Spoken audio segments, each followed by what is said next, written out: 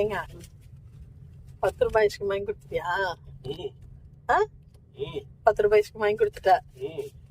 உனக்கு ஐஸ்கிரீம் வேணாலும் நான் தான் வாங்கி தரேன். உன் பையனுக்கு ஐஸ்கிரீம் வேணாலும் நான் தான் வாங்கி தரேன். இல்ல, உன் பெரிய பையனுக்கு ஐஸ்கிரீம் வேணாலும் நான் தான் வாங்கி தரேன். எங்க அம்மாக்கு வேணாலும் நான் தான் வாங்கி தரேன். ஆனா எனக்கு ஐஸ்கிரீம் வேணும்னா யாராவது ஒருத்தராவது வாங்கி தரீங்களா? அதையும் நானே வாங்கிக்கிறேன். இப்ப நீ என்ன சொன்ன? அந்த 10 ரூபாய் ஐஸ்கிரீம் தானே, வா உனக்கு 10 ரூபாய் தரேன்னு சொன்னேன். அட்லீஸ்ட் அந்த 10 ரூபாவது நீ குடுத்தியா? நிஜமாவே பாவப்பட்ட ஜென்மம் யாருன்னா நான் தான். ஆனா பாக்குறவங்க உனக்கு என்ன உனக்கு என்ன உனக்கு என்ன இந்த மாதிரி வீட்டுக்காரர் கிடைச்சிருக்காருங்கிறாங்க.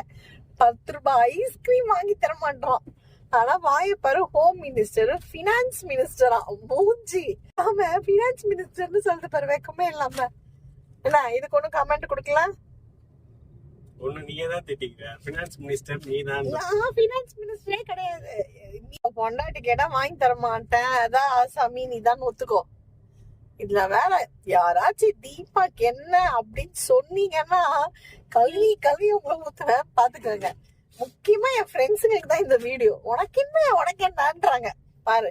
ஐஸ்கிரீம் கூட வாங்கி தர மாட்டாங்க, கேட்டுக்கோங்க. இதெல்லாம் இல்லையா, நமக்கு எதுவும் வாங்கி தர மாட்டாங்களாமா. இதெல்லாம் என்ன அநியாயம் இல்லைங்க? நீங்களே சொல்லுங்க. சின்ன சின்ன விஷயத்த செய்யும் போது நமக்கு ஒரு ஹாப்பினஸ் வரும் இல்லைங்க? அதெல்லாம் எவ்வளவு கொடுத்தாலும் கிடைக்காது. சில ஜனங்களுக்கு புரியவே மாட்டேங்குது. இனி புரிய வைக்கவும் முடியாது, காலம் கடந்து போயிடுச்சு.